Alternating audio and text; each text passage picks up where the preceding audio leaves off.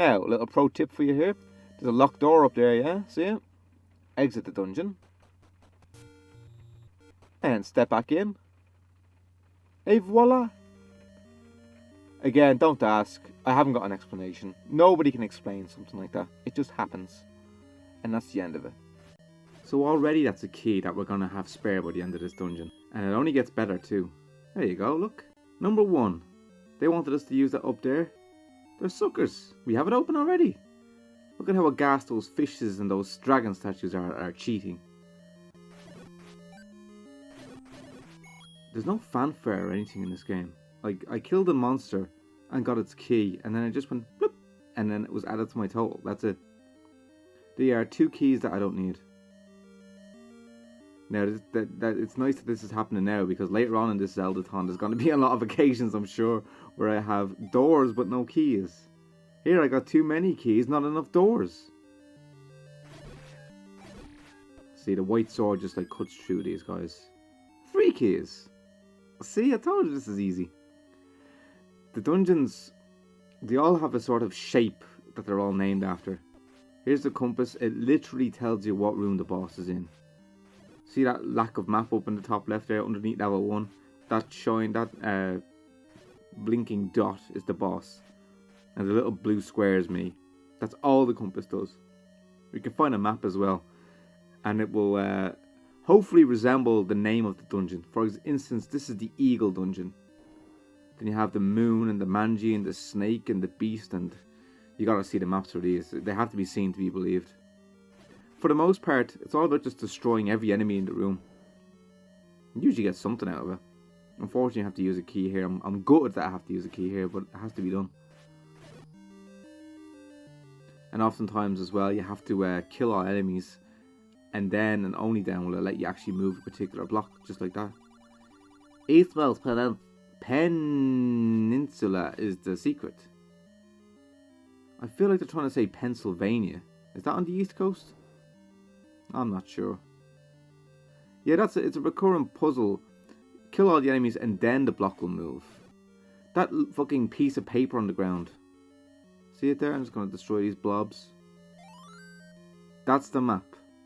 So not only is it not in a chest, it doesn't even give you any kind of message when you pick it up. Any kind of fanfare. You know the way you'd always get a chest and be like, da-na-na-na, and it would say, you got the map. You can look at all the rooms already. You know, this is the 10th time in the game we told you this. But here you are. And that there in the top left is supposed to be an eagle. Hence the eagle dungeon. I don't know. Maybe some sort of clipped eagle. Like I'm just at the beak now. Maybe I can kind of see that. Looks more like a genie's lamp. Gotta pick the right one it is. Get ourselves the dungeon item. Why, it's a large D. Fiend for the D. No, it's the bow. And I wouldn't have been able to fire this beast without the arrows. Good thing we bought them. There's 2 dungeon items in this particular dungeon, in fact. But the thing about it is, a lot of times you don't even need the items out of the dungeons. It really is just get your sword, get a few heart containers, and then go up and upend the enemy. Just go after them. It really is a different animal to any other game in the series. I suppose it was the first one, so it gets away with being a bit of an oddball. Mind you, we could have ended up with a load of games like Zelda 2. I just picked up that banana there. It's actually the boomerang. So you can see even from day one these were classic items. The boomerang, the bow, the bombs, the shield. The wall masters. Fuck. No need for a master key here or a big key. This is Aquamentus, the dragon. There you go. That's him dead. Pick up the heart container to no fanfare. It literally just like has a little bring and then up on your screen. Same as the map. I mean, come on. Make an effort. There you go. I have 1 Triforce. Oh, apparently it's a piece of the Triforce, but it looks like a Triforce to me. And there you go. A dungeon done in, what? 2 seconds. Well, 50 seconds. Let's get the fuck out of Dodge. Let's go to level 2 swiftly. 7 hearts after the first dungeon, right? You can't beat it. And these guys are absolutely nothing to me. It just gives you a little bit of a easier time, you know, getting all these items. We're going to get them eventually, so why not get them as early as possible? That way we can take our 1 key and our 7 hearts and our 7 bombs and get attacked by these levers. And we can give ourselves an easier time.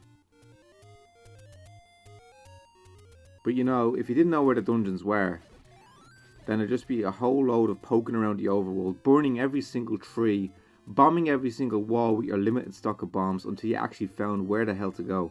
And even if you found a dungeon, it probably wouldn't be 2, it would be like number 7 or 8 or something like that. And you're not good enough to challenge that dungeon. So you can give it a try, and sequence break, it'll allow you to do that. But, you know, you're not going to do it realistically. Especially if you're a kid. Only through sheer persistence would you get through. Much better to try and tackle things in as much of an order as possible. Incidentally, and one thing that I've never done, which I'd like to do, this is wrong, right? I'd like to do it one day anyway. Actually, 2 things. First of all, what this game is pretty infamous for, I know we've just only started the first quest, but there's 2 quests in this game. Kind of like the master quest in Ocarina of Time. The second quest, the second kind of playthrough, if you like, you can play through a remixed version of the game. And all of the dungeons are different. I think the overworld is much the same. Maybe there are different entrances to the dungeons, but for the most part it's the same. And yeah, it's remixed, and it's really even more cryptic than this one, if you can believe that. But you know, speaking of cryptic, this dungeon, the Moon Dungeon, I don't know if we'll be getting the map for it because it's shaped like a crescent moon.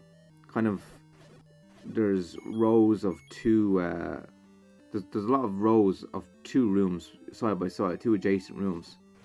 I'm on the left hand side, but the one on the right hand side, the hell, everyone's dead. The ones on the right hand side are kind of optional, and they're usually hidden behind locked doors. If I don't go in there, then obviously I don't spend the keys, but I don't need to go in there. So I can save a lot of keys. I can actually bring a lot of keys with me out of this dungeon. I can basically set myself up for life with this dungeon. Why are you throwing boomerangs at? You're not even hitting me. It's the fireballs hitting me more than anything else. Oh god, I'm getting battered here. I'm getting bounced around. This blue, not quite ripe banana is the magical boomerang. It simply goes the full length of the screen. Well, it's useful to get an upgrade so early, but I wish I'd upgrade my candle instead. These are Moldorms. They haven't even got any eyes, they're just like dots going around. Get a camouflage key, that's 4 so far. How many can we get before we're finished here? I'd like to know. If the game gives you bombs, they must be for something. Ugh. But yeah. There's so many rooms that we're not going to be visiting in this dungeon. Simply because I'm just so stingy with the keys. Look, I don't have to go in there. But if I kill all these, if they stop fucking bouncing through me. Okay, that door opens. I thought we were going to get another key there. That would have been nice. It would have been nice to get another key. But I mustn't be greedy. Any greedier than I already am. Oh, look at him struggling. I got the clock. And he has to just stop there and take my punishment. Oh. Alright, fucker. It's the Dongo, and if I had gone to the old man earlier, he would have said the Dongo dislikes smoke. Like, really? The smoke part is what he doesn't like? I'm feeding him bombs. They're blown up in his mouth. Fucking making bits of his stomach. Yeah, that was the boss, by the way. That wasn't a mini-boss. That was 2 bombs in your mouth and your pan bread. I mean, it does get harder, trust me. It does get harder. That's what I said to her. Bitchin'. Now, we'll move swiftly on because there isn't an awful lot we can do in the overworld with a fucking blue banana boomerang. Nothing, in fact. It even looks shit up there in the icon at the top. It just looks small or something. I suppose that's actually most what a boomerang looks like. But you know the one that they have in, say, Ocarina of Time or a Twilight Princess. You know, like Gale boomerang. They look great. They look real ornate. That just looks like a piece of plastic. But you know, I wonder how Link got rid of his old boomerang. Wouldn't it have kept coming back to him? Maybe he found a one-way street he could throw it up.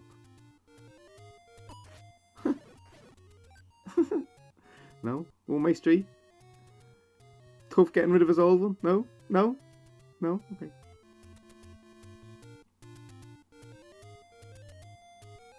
It's just once you're overpowered enough, this is like a loading screen getting across this overworld. If you know where to go, then there's only these little small Octoroks to bother you. I mean, they're not going to do much to you, so what's the point? We're making our way across the bridge into the deep, dark unknown. It's not much of an unknown, it's not even deep and dark. It looks the same as all the rest of the copy and paste environments. These are just brown trees, where the other ones were green. I've been here before anyway. I probably should have gone into level 3 then, but anyway, here we are.